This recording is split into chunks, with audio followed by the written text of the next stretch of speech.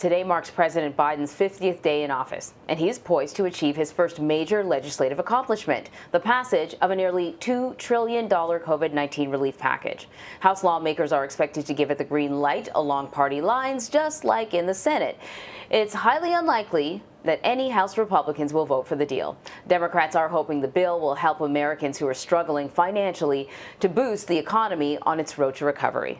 So Ed O'Keefe is following the very latest developments for us, and he joins us now from the White House. Ed, I guess first question, what's happening now in the House? How soon do we think the president could see this bill and sign it into law? Well, hello, guys. We are anticipating the House will give final passage sometime now, probably in the 1 p.m. Eastern hour at the earliest. They are jumping through some procedural hurdles. They've got to have at least 2 hours of debate over this, and then they will eventually proceed to a final vote. Republicans have thrown up a few extra roadblocks that are just pushing this back a little bit. As for when the president will sign it officially, we don't know yet. It won't be today, though. At least that's the current guidance. We'll see if that changes. He is, of course, remember, expected to address the nation tomorrow night to mark the one-year anniversary of the beginning, really, of COVID-related restrictions across the country. Here today at the White House this afternoon, he's set to meet with the CEOs of Johnson & Johnson and Merck, the two pharmaceutical companies who earlier this month agreed to band together to produce J&J's single-dose vaccine. The kind of corporate partnership that this White House is looking for to help accelerate the response to the pandemic as the president tries to reach his goal of vaccinating or doling out at least 100 million vaccinations by late April when he hits the 100-day mark.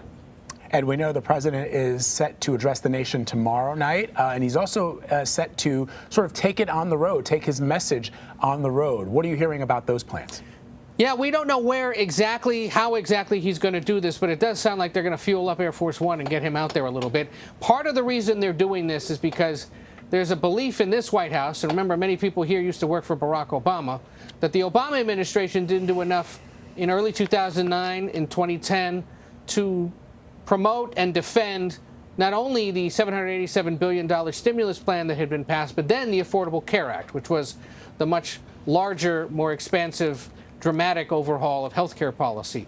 So this White House is determined to spend the next few weeks making sure that the president, the vice president, other senior administration officials, and Democrats overall across the country do what they can to maintain that public support that is quite notable. Some polling shows it as high as 80% of Americans support passage of this, or support the $1,400 payments that many Americans are going to get, or support the federal relief to cities and states, or to help set up more vaccination sites and continue testing. So we can expect to learn more about what exactly he's going to do in the coming days. This White House has been very good, actually not almost to, it's definitely to an annoying degree, about withholding information and doling it out in dribs and drabs as they program each day. That is, of course, a sharp difference with the last guy, and frankly with some other previous White Houses, but they are very much focused on sort of issue of the day or issue of the moment, and right now it's ensuring the House passes that bill, the president talks to the nation tomorrow night,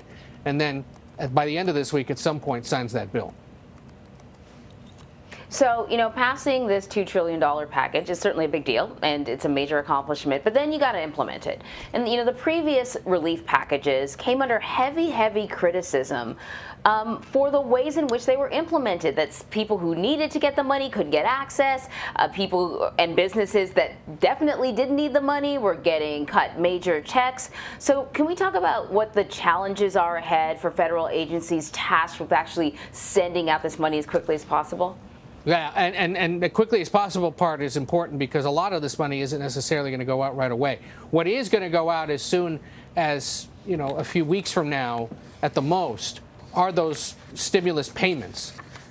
Millions of Americans can begin to expect to see that money probably now by the end of the month. The White House still won't firmly commit to a date, claiming that the Treasury Department's still sorting it out. But if you look back at the ones that were passed last year, within days, certain Americans were starting to get the money. In this case, the White House says part of the delay in determining how and when people will get this money is that they want to try to get it to people through direct deposit instead of actually putting it in a check and putting it in the mail. So we'll see how long it takes. So there's that one part, making sure that those that need it get that $1,400 payment or whatever it is that they are essentially earning depending on their income threshold. Making sure the tax credits are properly applied if you have children. getting the money directly to cities and states. And to some extent, because I think those of us in the media will and should track this, determine how exactly cities and states might spend this money. Is there any wasteful spending tied to this in the coming years? And if so, who's responsible for that? The city or state that got it, or the administration for not more properly tracking it? You're going to have billions doled out to vaccination programs, to testing programs, to schools across the country as they try to retrofit to deal with the pandemic. And you don't just send out $1.8 trillion overnight. The way this law is written, a lot of this money, not the direct stimulus relief to Americans, but a lot of the other money, isn't going to actually get doled out until years from now, because you don't just cut one big check and send it. It's going to get doled out over the next several years. And so the onus will be on the administration, the onus will be on watchdogs, the onus will be on us in the press to track that money, make sure it got out, see how it was spent, whether there was any waste, fraud, or abuse associated with it. I'm curious, because we haven't heard this yet, whether this administration is planning to set up some kind of policing mechanism to watch that. When the stimulus plan was passed in the early months of the Obama administration, it was then Vice President Biden who was put in charge of tracking all that money. The Recovery, Accountability, Transparency Board was a group that he put together that was responsible for tracking every single cent that was spent and posting information about it on a website. It's probably not going to happen in this case because it's a different kind of program. So much of it, of course, is going to Americans directly to be used however they decide. But that money that's going to cities and states, to schools, to other public entities like hospitals, that's the kind of money that probably merits tracking. And that, again, will take the next several years to see how the effects of that play out. Ed, as you know, there are no Republicans signing on with this package, even though there are some GOP-backed amendments included.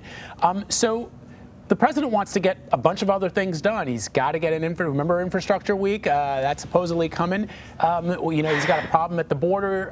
And I wonder, what is the appetite for Republicans to work with President Biden? I mean, is it going to be a repeat of 2009? And if it is the American public in the same frame of mind that it was back then? Because it strikes me now that the polling suggests that most people are behind this COVID relief bill. And so if they want to continue to be obstinate, they want to continue to be obstructionist, is that going to hurt them down the line?